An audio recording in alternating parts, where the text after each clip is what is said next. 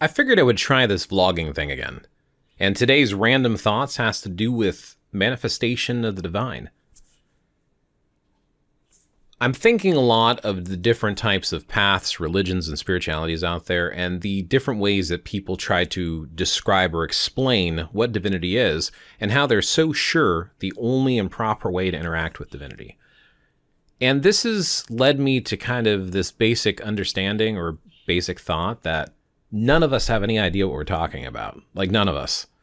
And of course, somebody who is very devout in their religion or spirituality might be offended by this. But if that's the case, if you're going to be offended by the idea that you might be wrong, this is probably not the right channel for you. This channel is driven at sharing resources, information, and perspective, and to get people thinking and wondering.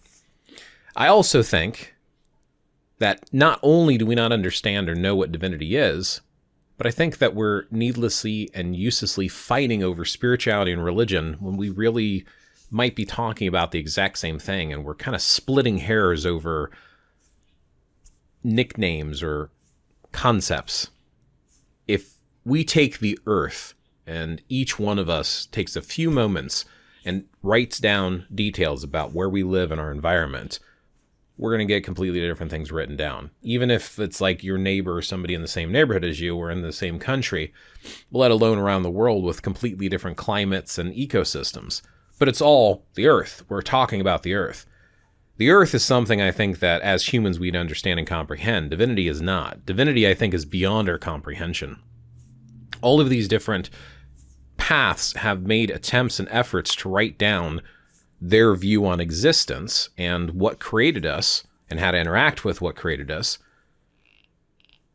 And they do this because why? Where did it first come from? Where did all of these mythologies first get written down? Who wrote the first one? Not to mention, let's not even talk about the translation problem, and when you translate to different languages, how you can lose meaning, or the fact that if you're talking about this divine existence or this divine being or energy, to simplify it into human speech, the understanding of it, to me, oversimplifies what it is, unless it's just maybe we're overcomplicating it, which is very possible too. I usually read a lot of books dealing with philosophy and spirituality that you would typically classify as like New Age, or I'll use the term paganism, even though not all of it's technically pagan. Some of it's spiritual and whatnot. And I do read some mainstream religion stuff. I do read some of the things with the Abrahamic faiths as well, or some of the mainstream religions. So there are different things that I read into, but specifically with the stuff that you would typically call paganism, which very clearly is modern paganism. It's not ancient paganism. I'm not even going to get into that right now. I've got videos on that. Modern paganism will take and pick deities, and individuals who call themselves pagan take a deity, and then they try to explain or describe this deity, and they use this deity's name. And sometimes they'll even mix it across cultures. They'll say like Odin and Thor, they're the same thing as Perun or Zeus, but they're not. From a certain perspective and point of view, if you draw it back and kind of look at divinity as this force, this existence that's beyond our understanding, and when we name specific deities, that's different aspects of this greater divinity, which some paths do see and view and agree in. Okay, that could be true. But when you cross cultures and the way that that being is and how they are in their myths, it's different. There's a big difference with the cultures. And I've noticed that people will take these deities' names and they'll say, oh, well, this deity is just like this, without reading the sagas or Eddas when we're talking about someone like Odin. They don't even know half of the writings that are out there. And yes, they're translated writings, but they're not even looking at it. You see the same thing in like Christianity. People will talk about God, but there's some modern folks online who are talking about the idea that God might not even be a male, might be a female, or might be genderless, or might be part of all things, and it's more of this essence, and that is God. God is everywhere. God is everything. That's a very almost neo-pagan viewpoint. So why are we splitting hairs with different denominations, religions, and spiritualities if we're all talking about almost the same thing, potentially?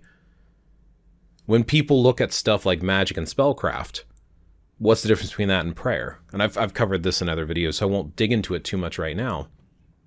But again, if you're appealing to a divine force through prayer, and if you're practicing a religious type of spellcraft, it's in essence very similar, at least, if not the exact same thing. Someone at some point wrote down what they thought divinity was, and everyone else tried to read that and interpret it from their writings. But if this divine force, call it whatever you will, God, goddess, or by a specific name of a specific deity, or even the great spirit, the great architect, the great force, whatever you want to call it, if it's that powerful and that omniscient, why can't each individual have their own experience with it firsthand versus listening to the writings of others? I often hear folks within the Abrahamic faiths, they'll say that if you are practicing some form of New Age spirituality, that it's evil and that you're having these bad entities you're hearing. You're not actually hearing divinity or divine force or these gods. They're all evil and demonic and whatnot. The flip side could be said.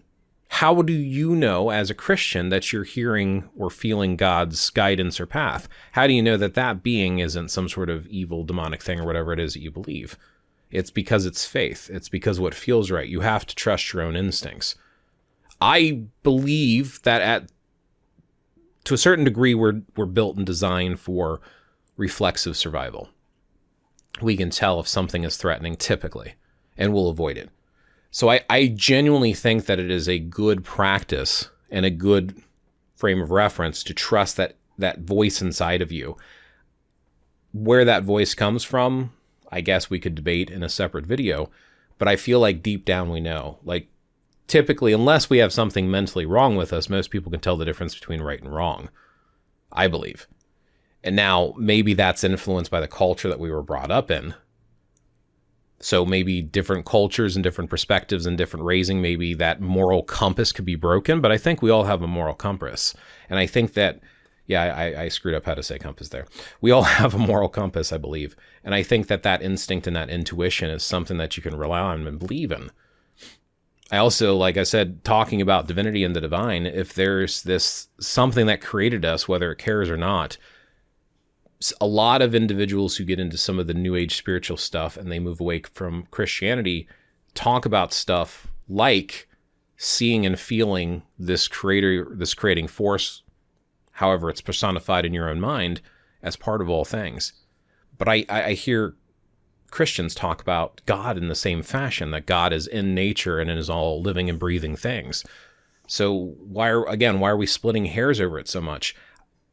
What was of these original religions, even the mainstream ones that have survived, I don't think they're the same as when they were first created. I'll take Christianity for example. It's one of the main religions where I live here in the United States.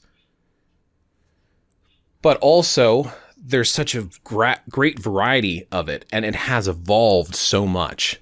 You have all of these original places over in the Middle East where Christianity originally came from. It grew out of the Jewish faith, right? Over there in Jerusalem and stuff, we have modern faiths, such as like the Muslim and Jewish, and the original Bible was written in Hebrew with, I think, some Aramaic in it.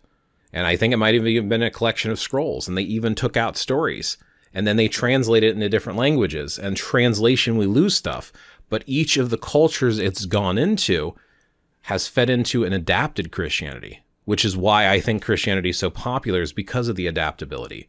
Apparently, I was reading recently, like the whole concept of the Trinity and stuff came from the Greeks. That wasn't even part of like the Jewish roots of modern day Christianity. And then you take an actual name for the deity, for God, Yahweh, or apparently it's supposed to sound like a breath depending on who you speak to, and they've translated, and now they just say God, a very generic term that just more refers to a being or a divinity, a deity versus one specific one. And if so many people are talking about how powerful God is in these different cultures and different places and countries around the world, well, then who are you to say how God is going to manifest? If you believe God is that powerful, then who are you to dictate God can't appear as a goddess or multiple gods, etc.? Or what if that divinity has always been appearing in any way, shape, or form, which is why we have all the religions that we do. And you're just finding a way that just feels more right to you. And that's where some of the modern current religions come from. If you look how Christianity is practiced in Ireland, apparently there's a big deal with the saints.